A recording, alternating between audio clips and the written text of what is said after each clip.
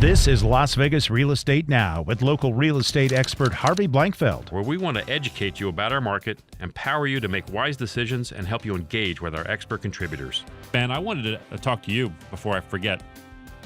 You know, with the tight inventory, home inspections become critical, but buyers have to be a little more lenient, don't they? Or what are you seeing out there? What is tough for buyers right now, and one of the trends we're seeing is that buyers are becoming more accepting of a house that may not be in perfect condition. So you can look at a house and say, okay, I need a move-in ready house, but Right. maybe I'm willing to do some flooring, maybe I'm willing to do some paint. Right. Maybe I'm willing to even do a little bit more. So maybe I'm willing to consider a roof repair in the next year or two, something like that, just to get less competition and maybe a little better price going into a house.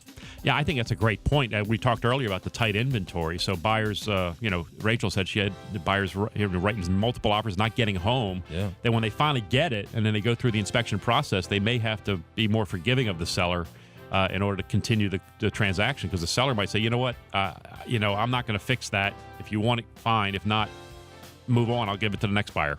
Even if your expectations are really high about a turnkey house, yeah, you may have to be willing to live with something. And we try to advise you about what's an immediate repair item, maybe what's a maintenance item. Okay, some wood needs some paint, but that's not going to harm you in the next year. If you just want to do that on your maintenance list, that's fine too. Yeah, I like one of the comments that you made to me recently was that, when there's a problem with a home but it's been repaired, that's not necessarily a negative thing. That's really a good thing. The seller demonstrates their pride Well, sure. by taking care of it properly. Yeah, absolutely. And if you have documentation, so let's say a seller made a repair through an insurance company. Right. They're going to mandate that the appropriate licensed professionals do the repair. They're going to mandate the inspections where it's necessary.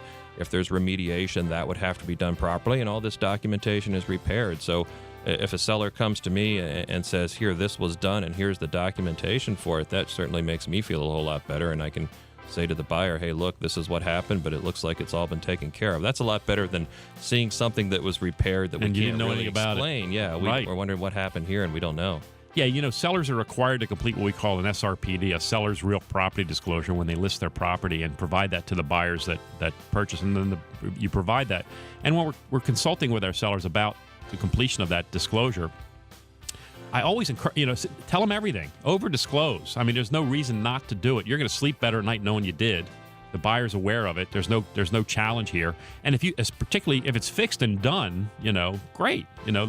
No one's going to believe that a house sat there for 10 years and nothing ever went wrong.